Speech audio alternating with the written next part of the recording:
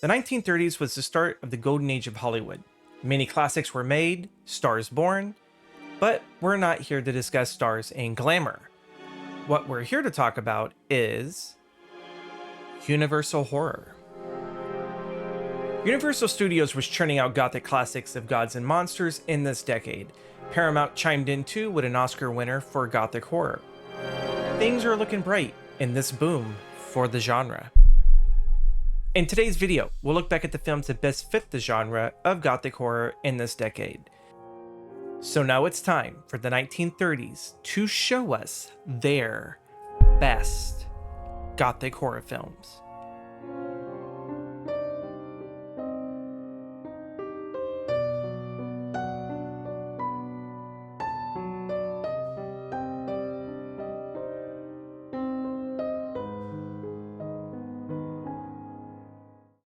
I cannot stress how important 1931 was for Gothic Horror.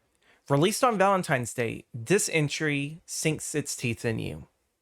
Transylvania vampire Count Dracula bends a naive real estate agent to his will, then takes up residence in London estate, where he sleeps in his coffin by day and searches for potential victims by night. Todd Browning's Dracula was the launching pad for what would become the Universal Monster franchise. A loose-connected franchise lasting 25 years mixed gothic and science fiction-based monsters. This was the start of your great-grandparents' MCU here, kiddos. While it wasn't so much a horror film or gothic horror, Dracula's adaptation of the foreign invader trope felt like the sole focus compared to the other themes and topics found in the original novel.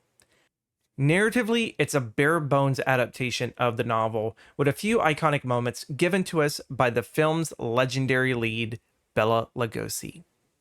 Recently, new footage was found for the movie, an epilogue where Edward Van Sloan warned us about the possibility of vampires being real. This reminds us of the opening of Frankenstein later in that year, where Van Sloan once more gives us a word of warning. It's alive! It's alive! It's alive! It's alive! It's alive! We jump to the final months of 1931, where the horror genre got its name. Frankenstein would be the start of Universal and director James Whale's relationship with the genre in the 1930s. Dr. Henry Frankenstein is obsessed with assembling a living being from parts of several exhumed corpses. Once created, the Mad Doctor is plagued by his creature. Adapting the first half of Mary Shelley's novel, James Whale takes us into the world of gods and monsters, where the monster is finally shown as was portrayed in the novel. A victim, but also a source of destruction. A lot of that goes into the performances from English actor Boris Karloff. If anything, this is the film that sets the tone better than Dracula had for the future of Universal's monsters. The misunderstood monster, the father-creator archetype, it's all there. Finding a place in a world where you don't fit in, we sometimes wonder if it's worth living in or should we perish. This is a film that comforts the outsider and disturbs the society that ostracizes said outsider. Free! Free at last! December 31st would be the final date of the year where Paramount would release an iconic gothic horror film that you can never forget.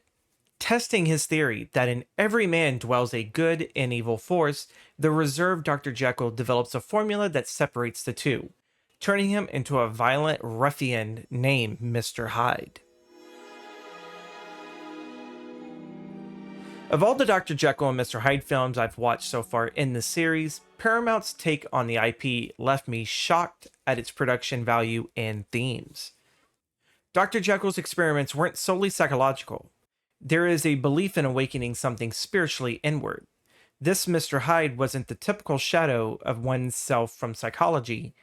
I don't know the name for it either, but it's a darker side spiritually. The performance between the two sides of Dr. Jekyll by Frederick March earned him an Oscar for Best Actor.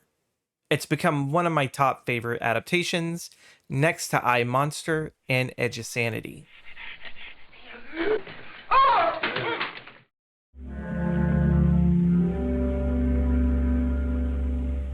We step outside of the big studio films to look at one outlier that defines Gothic horror in this decade. A drifter obsessed with the supernatural stumbles upon an inn from which a series of strange events lead him to a manor where a severely ill adolescent girl is slowly becoming a vampire. Vampyr is part silent film, part talkie, and part visual novel. If that doesn't make it an oddity, the film's style of narrative may leave you feeling restless in its progression.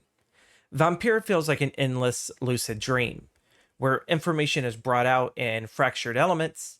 The actors in the film aren't even professional ones. The film's director, Carl Theodor Dreyer, wanted real people and not stage or theater actors for his film. This also adds to the strangeness of it all, and how the film's characters react to one another. Come to think of it, it feels like a David Lynch film. The less said about the film, the better. But there are some scenes I wish to shine a light on with this film, and I'll let them do the talking for me.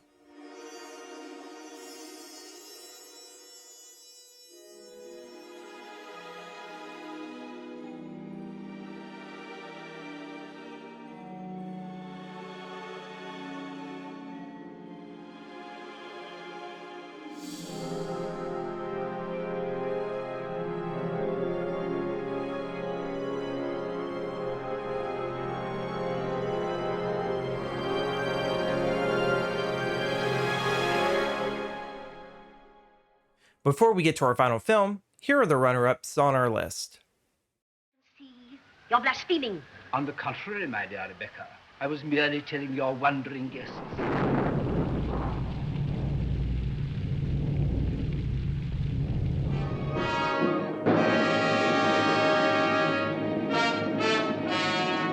You will find her almost as beautiful as when you last saw her.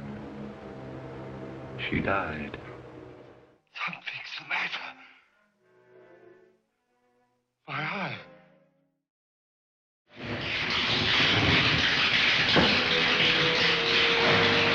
We finish off the Tale of Frankenstein with James Whale returning to make his magnum opus. Picking up where Frankenstein left off, Henry Frankenstein is coerced into helping Dr. Pretorius into replicating his experiment and creating life. Meanwhile, the creature attempts to survive in a world that has rejected him. Eventually, the creature demands a mate from his creator. Bride of Frankenstein stands as the best of James Whale's works, and I would say the best work from Boris Karloff in the 1930s. This return to a familiar world where our creature gets one last chance, under Whale's direction, to find his place in the world and be loved. If Frankenstein didn't break your heart, this film did. Our creatures rise out from the ashes of its fall, from the burning windmill, and is thrust into the wilderness where he makes his first friend and learns to speak. Evolving, the creature's eventual demands for a mate so that he can live alone with someone like him is poetic. The same story follows for its creator, as both the creator and his creation mirror each other. The real monster here is Dr. Pretorius. We have to mention the titular monster here, the bride, as she only appears in the last few minutes of the film. Stunning, iconic, Elsa Lanchester dominates the screen in little time both as the bride and the story's creator, Mary Shelley. Despite the ending of this film, with Karloff's creature's final words being, We belong dead. Frankenstein would grow into an iconic franchise that continues to evolve in 6 more sequels. While those films explore other avenues of the creature, none of them come close to the tragedy that is The Bride of Frankenstein. What did you think of our picks? Did any of your favorites make the list?